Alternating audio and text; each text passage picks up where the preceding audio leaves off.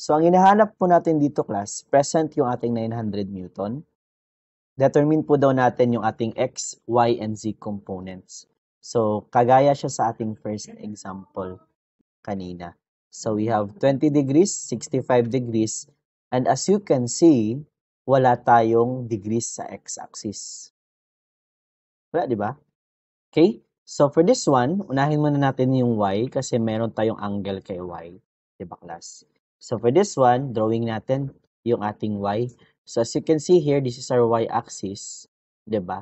So, idikit lang natin. Ito yung hinahanap natin, class. Ayan. Diba? So, therefore, ito yung ating y. Di ba? This is our fy. Take note, class, as napapansin nyo kanina, yung angle dapat natin is nakadikit sa ating component. But for this one, yung ating angle is coming from our z-axis papunta sa y. So therefore, wag mo yang gamitin. No? Ito yung gagamitin natin. Diba? Napansin nyo kanina, yung mga angles natin dapat galing sa ating resultant force papunta sa ating y or x or z. But for this one, galing sa ating resultant force papunta sa ating axis. So therefore, we will use its counterpart. Raysan, what's your counterpart sa ating 65? Take note, this is 90 degrees. Yes, yung kabaliktaran niya. 'Di ba? So that is 25, 'di ba? So again, pwede ito yung pag-analyze natin. Ito yung FY natin. So you will be using 65 degrees. But again, murag maglibog na taba sa muka pod ana sir. Oy, ika ganina sir, cosine lang atong formula gamiton. Ano nahimo namang sine kay opposite naman siya. So para ma-consistent tayo sa formulas kanina which is cosine yung palagi nating ginagamit. So you will find the counter na yung ating kumbaga yung kanyang kabilang angle. So this is 65. Ang gusto natin na angle is nakadikit sa y-axis natin. So 90 minus 65, lagyan natin dito. 90 minus 65 is 25 degrees. So nakadikit na siya. Okay? So therefore, solve muna natin for our this problem, no? This is problem 2.71. A. Kasi determine natin yung A muna, no? So for this one, yung ating f of y, unahin muna natin siya, ay p pala siya. This is our p. Yan ito label na p. Which is 900. Okay, variable na magyapon na, no? So for our p, we have here our py is equivalent to, no? Again, yung formula natin kanina, that is our p multiplied by our cosine theta of y. And as you can see, this is our angle of y. Diba? So therefore, that is our 900 multiplied by cosine of our 25 degrees. So what is our py? 815.677. 0.677. Ayan. Okay, so that is our answer. Baga, sa py. Next one is yung ating px. So for our px here, px po tayo, we have here 20 degrees po siya sa ating x-axis. Kumbaga, no? Kasi nakatilt siya ng 20 degrees. So, eto yung ating x-axis, class. I-continue ko lang yung ating line. This is our x-axis. Diba? Then, binigyan po tayo ng angle papunta sa ating x-axis, which is 20 degrees. Eto, 20 degrees. Which is, hindi natin gagamitin. Diba? Kasi dapat, yung angle natin is nakadikit sa ating x-axis. So, eto dapat yung angle na kukunin natin. Ayan. So, ito yung z-axis. Ito yung 90 degrees natin. Ito yung ating papunta sa x-axis. Raysan po, what is this angle? Kung 20 ni siya. 90 minus 20, that is 70. So, therefore, this one is 70 degrees. no? Kay, di ba sabot na to ganina, no? Kung mag-angle ta, dapat katong pabor sa iyaha. Okay? So therefore, for this one, that is 70 degrees. Lagay natin dito yung ating angle, no?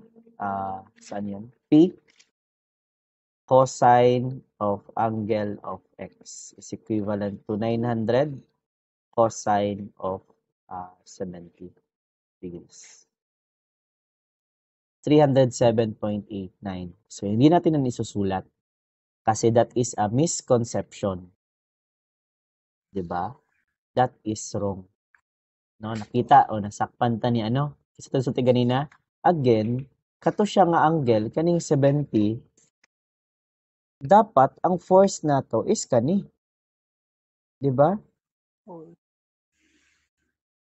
Unya wala pa man tay force ana, kada atong force ang 70 mao ni. Pero naigo ba din na dapat padung draa sa iya, di ba? So therefore, yung ating 900, we must transfer this first nang nakahiga. No? Kaniman 70 of this force or this P. Nya kaning P kay kaniman ang P. Di man na mao. Oh, di ba? So dili na siya mao. Dili ning P cosine of angle x. Kukunin muna natin yung ating P, eto si P natin, no? Si P na slant S. So therefore, eto PS. No? So unsa mo na pagkuha, sir? Diba? So eto cosine of 70 siya, pero kuha sa nato si PS. So unsa ang pagkuha kay PS? So eto yung tinatawag natin na PS or P slant, daron siya taman. Na. Tapos katong sulti na ko nga degrees, mao ni siya. Araw. Gamay kaayo, pero parehas ra man gyapon sila ani. Sa gawas lang ko mag-degrees. This is 70 degrees. No? So therefore, ito yung ating PS or P slant. Kani-kani nga line. So, ito yung line natin. Ayan. Tapos morning 65 degrees. So therefore, ito yung 90 degrees natin.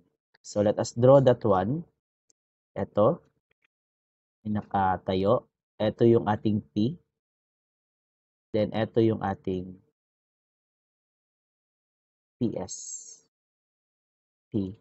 And this is our PY. Ayan. Ito, FY. PY din na. This is PY. So therefore, first thing para makuha natin si PX is to solve for our PS. Kaya wala man tayo representation. Kaya kani man ang gatag nga angle, kung nakatagilid pa tong angle, mahuman ta dito. So, nagipalisdan-lisdan man ta nga diri sa 70 degrees. Nakaana siya. So, another step. Okay? So for this one, ang P, always take note na siya yung ating 90 degrees. Then yung ating angle, this is our angle 65 degrees. So therefore, in getting our PS, that is,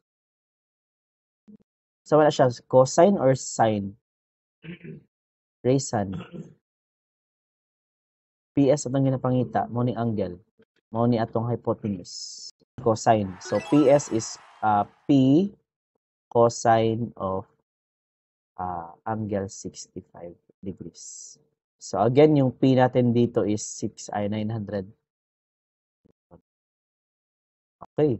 So therefore, this is 900 cosine of 65. So iswap lang na ako ha. Swap. Okay, kanina ito una isolve.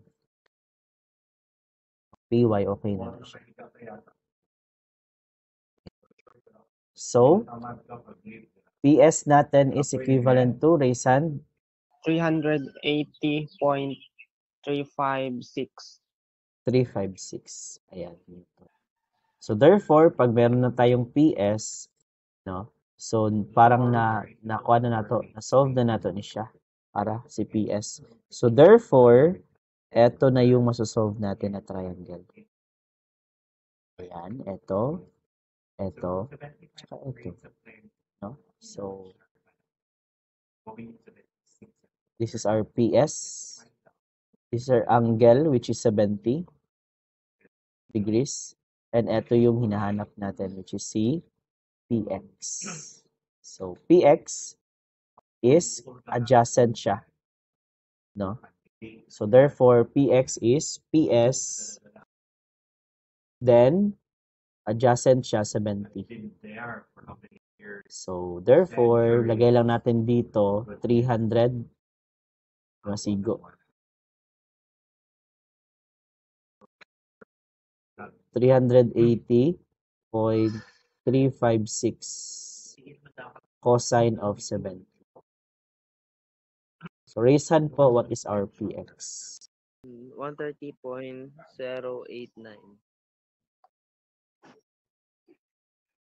Ayan, Newton. final answer. Okay, so last one is our PZ. If we will relate this one, ito yung z-axis natin, so ito yung hahanapin natin. Ito siya. Kana siya nga force. So therefore, this triangle, no? Kani nga triangle atong i-analyze kani.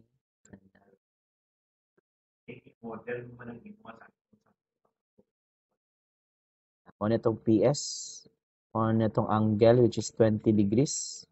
This is our PZ. Okay? So, PS, again, siya yung ating 90 degrees. So, therefore, PZ is adjacent or opposite sa 20 degrees. This is cosine. Diba? Kasi, cosine. So, therefore, that is PS cosine of angle of Z.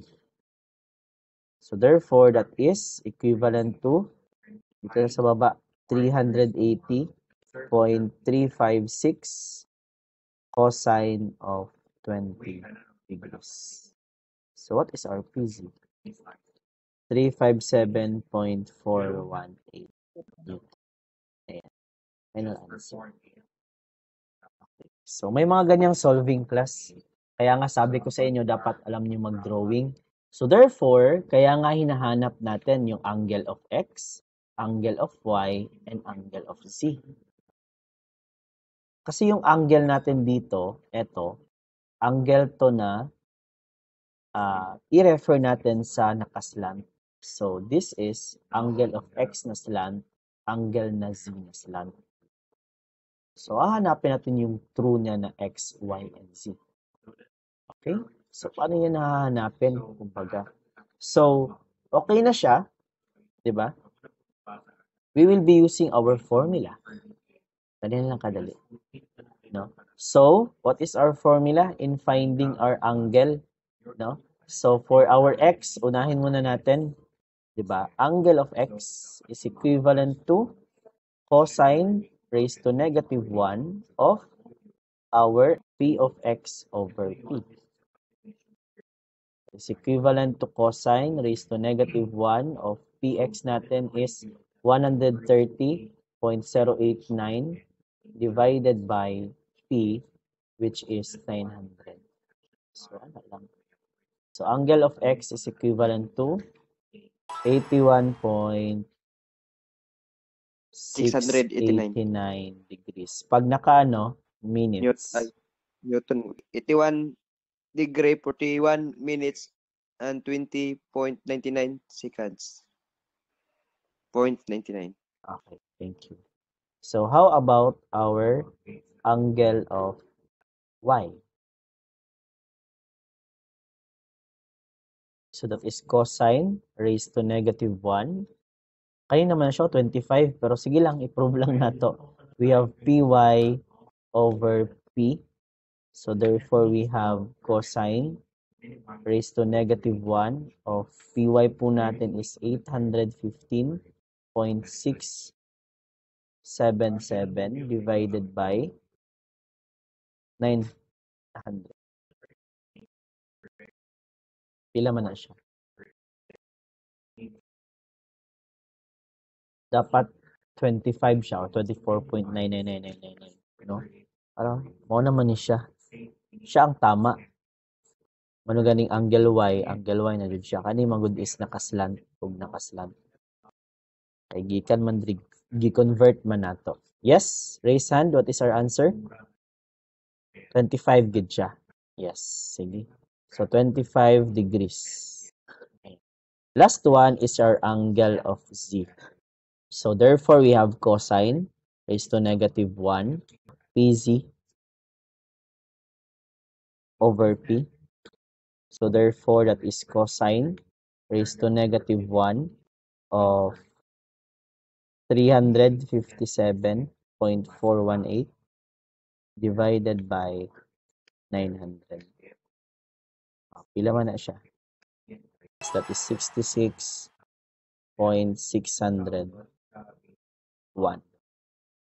Pag naka-minute, 66 degrees, 36 minutes, 3.77 seconds, sir.